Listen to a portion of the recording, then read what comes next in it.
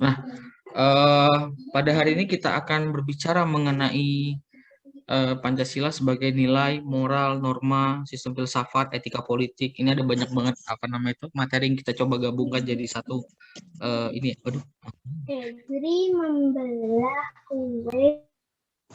materi seperti itu. Nah, apa namanya itu? Kalau misalnya di 2-3 pertemuan awal kita berbicara mengenai sejarah ya, dan saya juga sempat bilang sama teman-teman mengetahui sejarah bangsa sendiri itu penting ya, apalagi sejarah Pancasila, karena Pancasila merupakan kesepakatan kita bersama kenapa kita pada masa lalu mau bersatu jadi sebuah negara kayak gitu. Dan karena Pancasila kita bisa bertahan jadi sebuah negara yang utuh ya apa namanya itu sampai sekarang kayak gitu. Bisa dibandingkan dengan negara-negara lain yang punya apa namanya itu dia punya ideologi tapi juga punya ketergantungan yang sangat kuat apa namanya itu punya ketergantungan yang kuat dengan sosok-sosok tertentu kayak gitu. Jadi ketika sosok itu nggak ada, ya bangsa itu tuh rentan perpecahan kayak gitu. Nah, kalau seperti yang saya bilang, 2-3 pertemuan awal kita bicara mengenai sejarah. Nah, di pertemuan kali ini sampai pertemuan-pertemuan berikutnya kita akan lebih banyak berbicara mengenai Pancasila yang faktual kayak gitu. Bagaimana Pancasila itu ada pada masa sekarang, diterapkan pada masa sekarang, dan bentuk-bentuk penyelewengannya pada masa sekarang yang bisa kita lihat di berbagai media kayak gitu. Apa namanya itu dan ini saya coba membawa apa namanya itu analisa Pancasila ini sedapat mungkin bisa kita mengerti ya, sama-sama gitu. Karena saya background pendidikan saya berbeda dengan teman-teman sekalian. Teman-teman juga punya apa namanya itu background pendidikan yang beragam kayak gitu. Jadi kita buat ini jadi lebih sederhana agar semuanya bisa memahami. Seperti contoh pembuka yang saya buat ini. Ya, kayak gitu. Misalnya saya ajukan ini teman-teman, sebuah pertanyaan sederhana yaitu apa yang tampak secara visual dari dua orang itu? Tampak secara visual ya. Jadi ini kita ibaratkan dua inilah ya, dua representasi laki-laki dan wanita yang populer di dunia kayak gitu. Yang tampak dari visual, misalnya saya sebut Ronaldo misalnya. Ronaldo ganteng, dia kaya, dia badannya bagus, dia punya fisik yang bagus kayak gitu. Dia main di klub yang hebat kayak gitu. Dia pokoknya secara visual kita bisa lihat lah Ronaldo kayak gitu. Begitupun sebaliknya ya, apa namanya itu si si Jenny si Jenny ya bener ya? Jenny ya si Jenny juga kayak gitu secara visual dia cakep, dia punya badan yang bagus kayak gitu, punya badan ini. Nah ini nih kita kita artikan sebagai sebuah nilai teman-teman. Kalau kita lihat secara visual kita akan sepakat bahwa ada banyak nilai-nilai bagus yang tampak di mata kita di dua orang ini. Begitupun kita bisa korelasikan dengan contoh-contoh yang lain, misalnya mobil-mobil mewah kayak gitu ya. Secara visual kita bisa lihat apa bodinya bagus kayak gitu, mesinnya bagus kayak itu, velgnya bagus dan sebagainya. Nah, itu adalah contoh sederhana untuk memperlihatkan pengertian dari sebuah nilai kayak gitu. Jadi kalau saya kutip dari dua orang ya, kalau ini pertama dari di buku pegangan teman-teman tuh ada nilai menurut Notonegoro adalah suatu kualitas, kualitas yang melekat pada sesuatu hal sehingga mengandung manfaat dan guna kayak gitu. Jenny karena dia cakep, akhirnya jadi bintang K-pop kayak gitu kan. Nggak mungkin kalau Jenny dalam tanda kutip burik akan dipilih jadi apa namanya itu salah satu anggota Blackpink kayak gitu. Begitupun Ronaldo misalnya. Kalau Ronaldo itu badannya nggak bagus, dia tuh nggak bakal diincer klub-klub besar kayak gitu. Beda sama Ronaldo satunya ya. Ketika umur 30 perutnya jadi buncit kayak gitu. Jangankan cetak gol, lari aja nggak bisa gitu. Nah, nilai-nilai seperti ini yang melekat dan mengandung manfaat kayak gitu. Nah, saya coba ngambil contoh lagi dari guru saya ketika saya kuliah, itu ada profesor sosiologi dari apa namanya itu UI, Profesor Robert MZ Lawang namanya. Beliau itu memberikan pengertian nilai adalah suatu gambaran mengenai hal-hal yang diinginkan, berharga, pantas, dan juga mampu mempengaruhi perilaku setiap individu yang memiliki nilai tersebut kayak gitu. Dengan kata lain, nilai tersebut menjadi pedoman terhadap tata tertib di kehidupan masyarakat kayak gitu. Nah, jadi kalau misalnya kita korelasikan kepada perbuatan yang baik kayak gitu, nilai juga sebenarnya ada sesuatu yang diinginkan setiap orang kayak gitu. Setiap orang tuh pengen jadi pinter, pengen jadi apa namanya tuh apa dalam tanda kutip kaya misalnya, dan juga punya perilaku yang baik kayak gitu. Itu adalah nilai-nilai yang ibaratnya nilai positif yang sebenarnya diinginkan setiap individu kayak gitu ya. Nah, kemudian ada tingkatan ini teman-teman, ada apa namanya itu, ada 3 macam nilai menurut Otto Saya kutip ada 3, ada nilai material, ada nilai vital, ada nilai kerohanian kayak gitu. Nilai material itu yang nilai yang melekat pada materi. Itu yang seperti yang saya contohin sebelumnya dari Ronaldo dan Jenny gitu ya. Teman-teman bisa lihat ya secara material apa saja yang bisa terlihat secara visual dari mereka berdua gitu. Yang kedua ada nilai vital. Nah, nilai vital ini adalah nilai yang penting banget ada gitu. Kalau nilai vital ini nggak ada, nilai material tuh nggak berguna kayak gitu. Contoh misalnya tadi ini Ronaldo nih, apa tadi kan secara visual udah kelihatan dia badannya bagus, ganteng kayak gitu ya. Kemudian dia apa namanya tuh fisiknya bagus kayak gitu. Tapi dia nggak punya nilai vital. Ronaldo nggak ada otak rupanya. Otaknya kagak ada. Berarti kan dia geblek kayak gitu asalnya. Berarti kan dia tidak ini ya, tidak ya kalau nggak ada otak atau nggak ada jantung. Kalau nggak ada jantung kan dia meninggal kayak gitu. Jadi nilai material yang melekat di dia itu percuma kayak gitu. Kayak gitu. Kemudian yang ketiga ada nilai rohani. Nah, nilai rohani ini sebenarnya simpang siur juga ya. Dia sifatnya abstrak ya, karena kita apa sifat iman itu cenderung abstrak kayak gitu. Dia penting kayak gitu bagi sebagian orang. Tapi di dunia modern seperti ini banyak orang yang menganggap nilai rohani itu nggak penting. Tapi kita balik pada esensi bahwa nilai rohani itu punya punya sisi yang sangat baik ya, dan setiap orang tuh menurut saya tuh harus punya nilai rohani ya gitu. Nah, kemudian ada selanjutnya itu kalau kita ngomongin Pancasila sebagai nilai itu ada tingkatannya teman-teman. Nah, jadi sebenarnya Pancasila itu esensinya merupakan nilai dasar. Jadi nilai ini menjadi dasar dari kehidupan berbangsa dan bernegara. Kemudian kalau tingkatan yang kedua ada nilai instrumental kayak gitu. Jadi nilai yang menjabarkan nilai dasar tadi. Biasanya itu kalau misalnya di Pancasila dijabarkan lewat lewat apa namanya itu butir-butir Pancasila, ataupun kemudian dijabarkan juga lewat pasal-pasal dalam Undang-Undang Dasar 45 yang berhubungan langsung dengan Pancasila gitu. Yang ketiga adalah nilai praksis. Nilai praksisnya adalah penjabaran langsung dari dua nilai di atas gitu. Jadi ini kayak bersifat actionnya gitu, atau aktualisasinya gitu. Nah, kemudian coba perhatikan gambar ini ya, kayak gitu. Teman-teman yang dari Jakarta yang biasa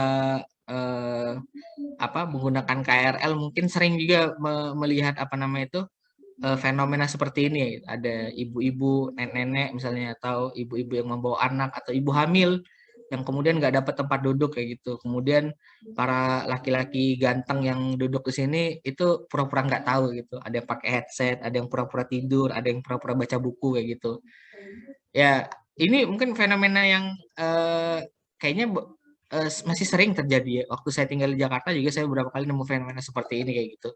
Tetapi yang jadi perhatian adalah misalnya saya ajukan pertanyaan seperti ini, pantaskah hal ini terjadi?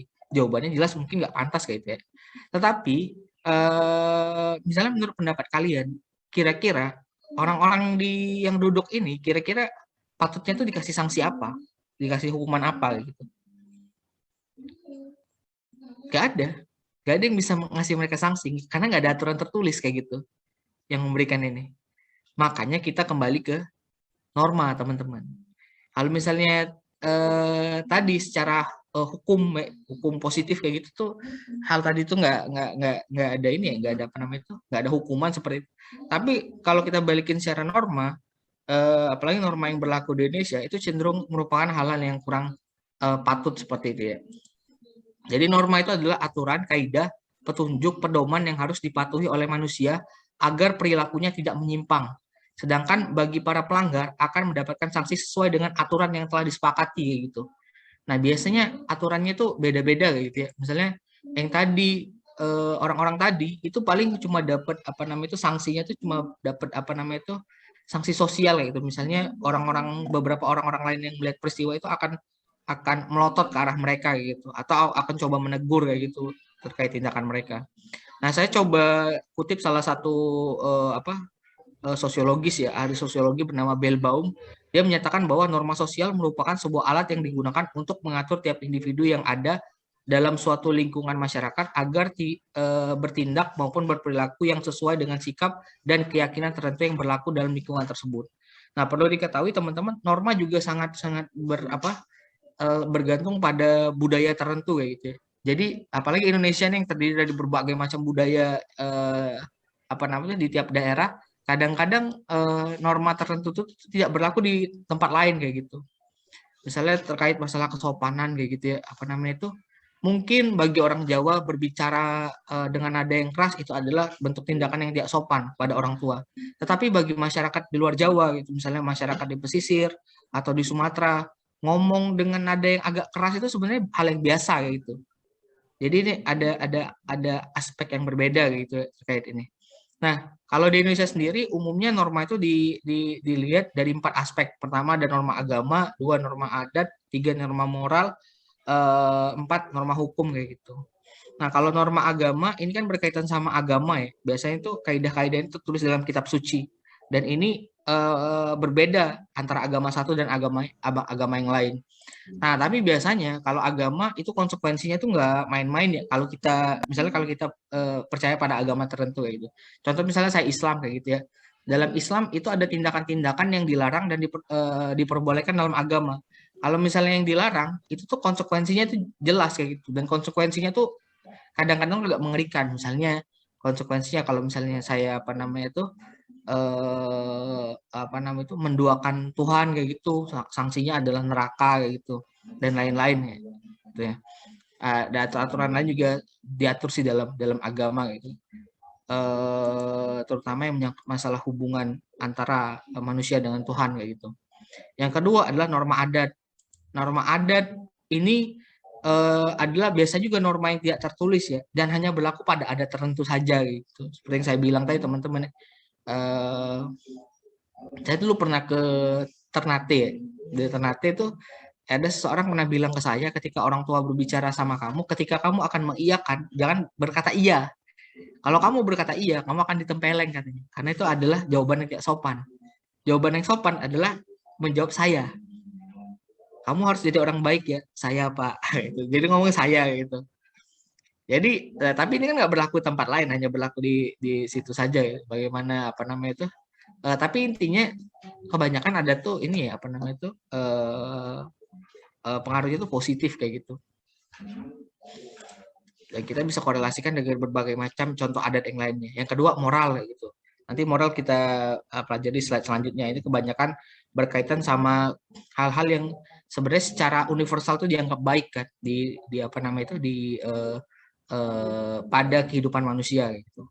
Nah, yang keempat itu adalah norma hukum. Nah, norma hukum adalah norma yang tertulis yang diantara ini semua gitu. Dan norma hukum ini mengatur dan mengikat masyarakat yang tergantung sama hukum itu kayak gitu. Jadi biasanya itu nggak pandang bulu dan sanksi-sanksi itunya tuh lebih jelas di norma hukum kayak gitu biasanya. Nah, kemudian ada norma moral nih saya bilang tadi ya, bagian moral. Biasanya moral itu adalah ajaran tentang hal yang baik dan buruk yang menyangkut tingkah laku dan perbuatan manusia. Moral dalam perwujudannya dapat berupa peraturan, prinsip-prinsip yang benar, baik, terpuji, dan mulia kayak gitu. Moral dapat berupa kesetiaan. Kalau misalnya kita ngomongin masalah ini ya, negara ya, moral itu dapat berupa kesetiaan, kepatuhan terhadap nilai dan norma yang mengikat kehidupan masyarakat, negara, dan bangsa gitu. Misalnya norma kita terkait masalah bernegara bahwa kita setia pada Pancasila kayak gitu. Cuma dalam kaitan yang lebih umum seperti yang saya bilang tadi, moral juga sebenarnya adalah sesuatu yang sebenarnya secara universal dipercayai oleh semua orang sebagai sistem tertentu ya. Misalnya misalnya menjadi orang baik ya gitu. Menjadi orang baik itu kan dan menolong orang itu adalah sebuah perbuatan baik, dan dimanapun kita berada menolong orang itu adalah perbuatan baik kayak gitu. Nah, itu saya coba lihat ya, coba kutip satu gambar di internet bahwa salah satu beberapa dari fondasi moral itu adalah kayak ini: saling menghormati, misalnya fairness, adil, care, perhatian, kayak loyalty, kesetiaan kayak gitu. Dan mungkin perbuatan-perbuatan lainnya yang secara universal kita sepakati itu adalah hal baik, teman-teman. Nah, kemudian kita masuk ke esensi Pancasilanya ya. Apa namanya itu?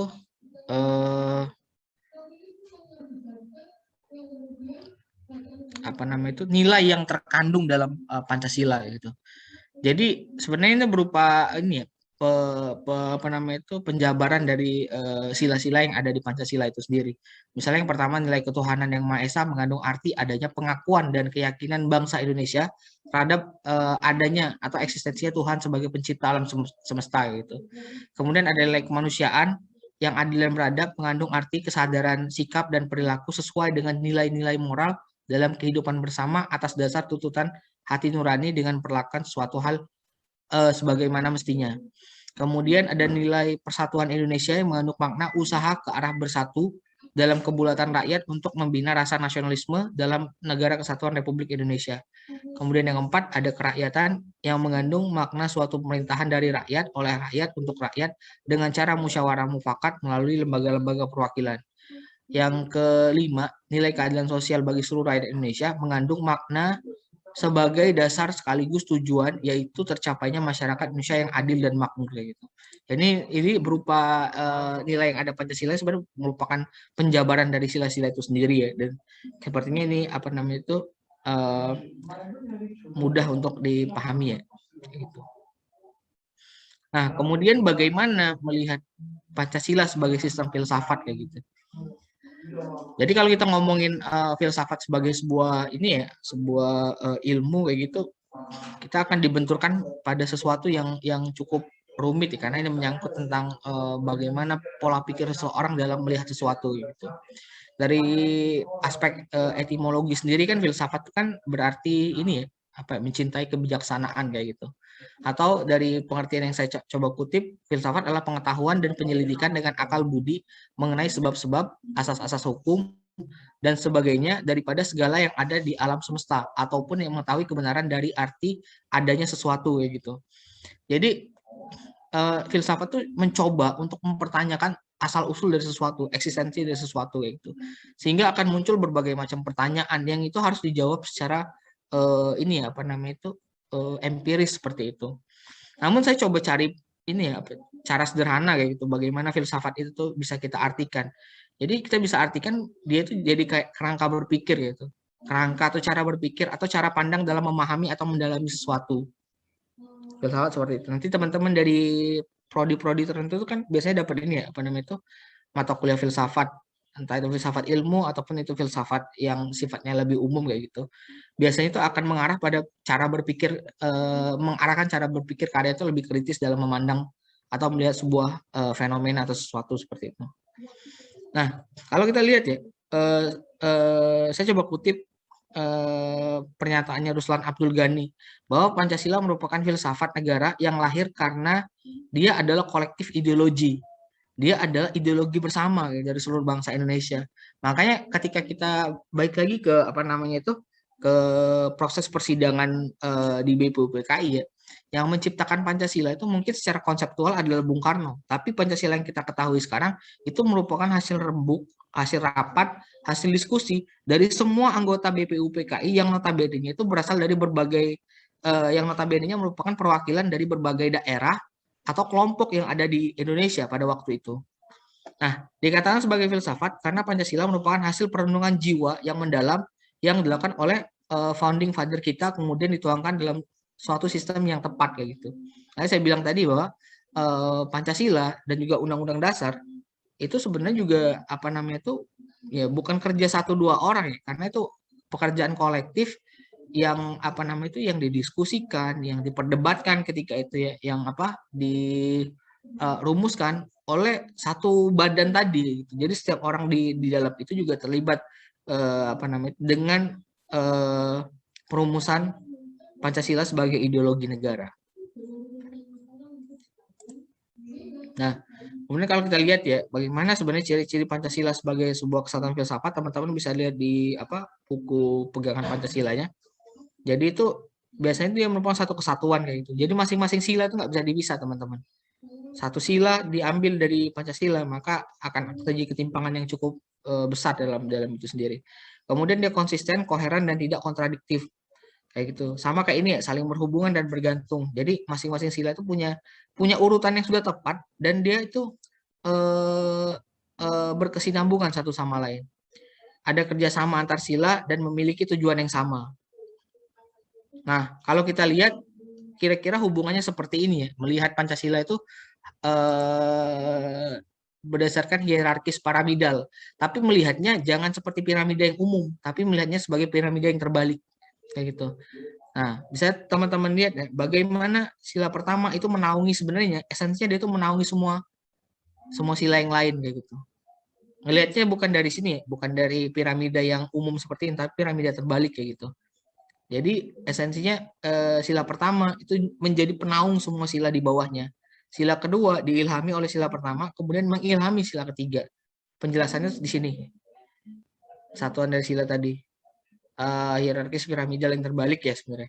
Jadi sila pertama meliputi dan menjiwai sila-sila di bawahnya. Sila kedua, keempat, dan kelima. Gitu. Sampai seterusnya ya. Sampai di sila kelima, itu sebenarnya diliputi dan dijiwai oleh sila pertama, dan sila-sila di atasnya, kedua, ketiga, keempat, kayak gitu. Ini jadi sebuah indikasi bahwa dalam Pancasila itu semua sila itu berkesinambungan kayak gitu dengan urutannya masing-masing. Nah, kemudian kita coba lihat bagaimana sebenarnya Pancasila itu dari aspek etika politik ya. Dari etika politik. Kita lihat dulu pengertian etika. Etika itu adalah salah satu cabang ilmu filsafat yang mengajarkan bagaimana cara hidup secara arif dan bijaksana kayak gitu. Jadi sebenarnya kita kan ini ya, memahami apa yang baik dan buruk di masyarakat, atau apa yang baik dan buruk dalam kehidupan berbangsa dan bernegara gitu. Nah, itu tinggal pilihan itu ada di kita. Mau jadi orang yang baik, atau mau jadi orang yang tidak baik kayak gitu, dengan konsekuensinya masing-masing ya. Dengan konsekuensinya masing-masing kayak gitu. Nah, dalam pengertian lain, etika itu adalah ilmu yang membahas tentang bagaimana dan mengapa kita mengikuti suatu ajaran tertentu, atau bagaimana kita bersikap dan bertanggung jawab dengan berbagai ajaran moral kayak gitu.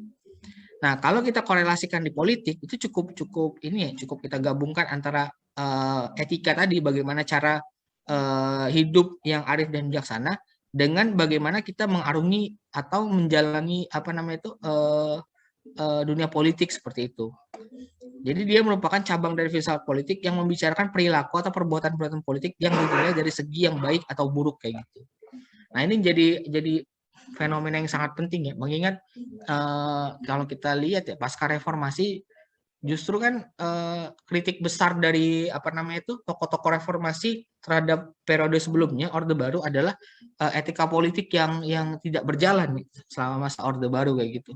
Misalnya banyak banget sikap-sikap yang tidak sesuai dengan etika politik yang baik kayak gitu, banyak perilaku koruptif kayak gitu. Tapi kemudian ketika kita lihat selama masa reformasi, dari tahun 98 sampai sekarang, perubahan terkait etika politik itu juga tidak lebih baik dari periode sebelumnya. Kita akan dihadapkan pada banyak sekali perilaku politik dari elit-elit politik kita yang tidak sesuai dengan etika politik yang ada kayak gitu. Saya ngambil contoh misalnya ketika pemilu kan esensinya pemilu itu dilaksanakan secara jujur, adil, fair, dan sebagainya ya. Semuanya esensi-esensi baik itu kita masukkan di sana. Tapi menjelang pemilu, orang tuh akan menggunakan berbagai macam cara untuk melakukan berbagai macam cara agar dia itu bisa menang dan terpilih ketika pemilu kayak gitu. Apalagi kalau kita lihat ya, sistem pemilihan umum di parlemen itu kan yang dipilih kan orang kayak gitu. Jadi kendaraan partainya itu menurut saya itu nggak terlalu penting ya gitu. Yang penting secara individu dia bisa ngangkat diri dia sendiri. Makanya pada waktu itu secara masif itu banyak sekali orang-orang yang melakukan money politics kayak gitu. Nah, money politics ini jeleknya lagi kadang-kadang didukung sama masyarakat. Kenapa didukung? Karena masyarakat juga nerima uang-uang itu dan dengan senang hati diterima kayak gitu. Daripada ada konsekuensi moral sebenarnya ketika kita menerima uang-uang yang diberikan sama calon-calon anggota legislatif lah misalnya, atau calon menjadi kontestan dalam pemilu itu. Jadi kita ambil itu merupakan modal politik dia gitu. Nah, ketika dia terpilih dan menjabat, dia punya punya misi untuk mengembalikan modal-modal politiknya. Kayak gitu. Jadi salah satu sebabnya mungkin karena kos politik Indonesia yang tinggi membuat orang-orang tuh melakukan segala macam cara untuk mengembalikan lagi itu kos politik yang mereka habiskan ketika masa pemilu kayak gitu. Dan teman-teman bisa lihat ya bentuk-bentuk etika politik mana lagi yang menyimpang dalam kehidupan politik di Indonesia. Nah, tujuan etika politik adalah mengarahkan kehidupan politik yang lebih baik ya gitu. Dalam rangka membangun institusi-institusi politik yang lebih adil. Etika politik membantu untuk menganalisa korelasi antara tindakan individu, tindakan kolektif, dan struktur-struktur politik yang ada. Gitu. Jadi ini bukan cuma menyangkut hubungan antara orang dan perorangan, elit politik antara elit politik tertentu, tapi juga menyangkut hubungan kolektif kayak gitu. Bahkan struktur politik berarti partai dan lembaga tertentu juga diurusi dalam hal ini. Nah, penekanannya adalah adanya korelasi ini menghindarkan pemahaman etika politik yang hanya diredusir menjadi hanya sekadar etika individu dan perilaku individu dalam bernegara gitu. Jangan sampai etika politik itu tuh cuma pengertian etika politik tuh hanya dilegitimasi sama tokoh-tokoh tertentu saja gitu, sehingga yang mereka kira perbuatan mereka itu baik, esensinya itu nggak baik, kayak misalnya money politics kayak gitu. Itu kan sudah jelas bahwa itu adalah tindakan yang menyimpang dalam proses pemilu gitu. Tetapi kemudian kenapa banyak tokoh politik yang tetap melakukan itu? Kayak gitu. Contoh lagi misalnya saya ngambil contoh di otonomi daerah kayak gitu. Jadi disinyalir juga pemekaran sebuah wilayah itu juga sebenarnya ada kepentingan dua struktur besar di sana. Pertama penguasa daerah, kedua pengusaha kapitalis yang pengen mengeksploitasi wilayah tadi. Sedangkan yang jadi korban adalah rakyat itu sendiri biasanya.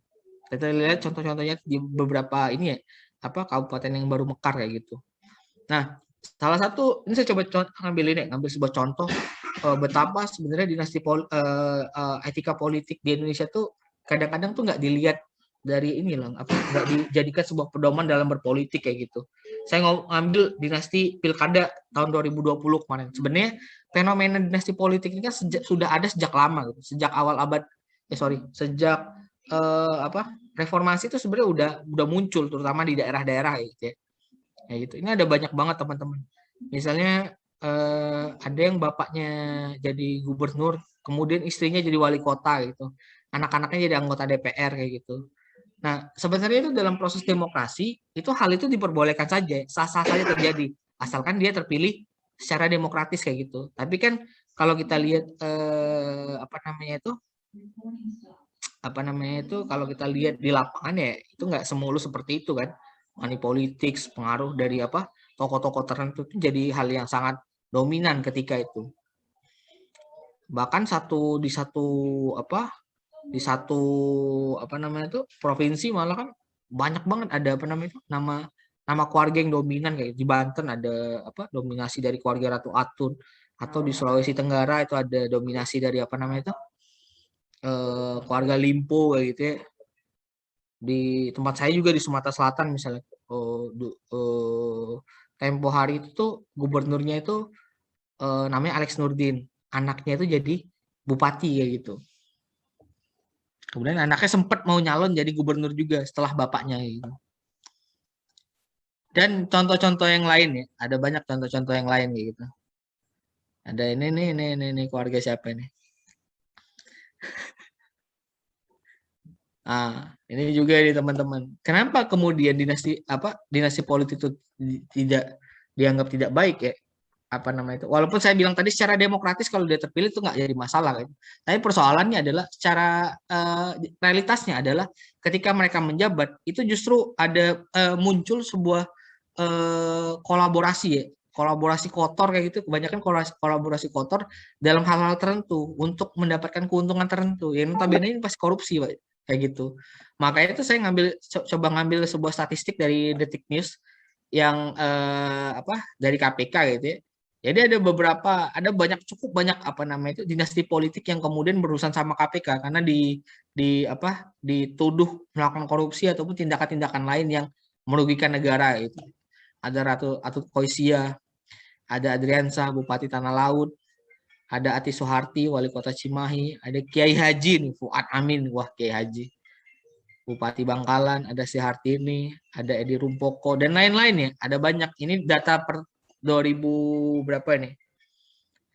Per 2000 pokoknya menjelang ke sini kan beberapa tuh ada juga yang terjerat kasus demikian kayak gitu.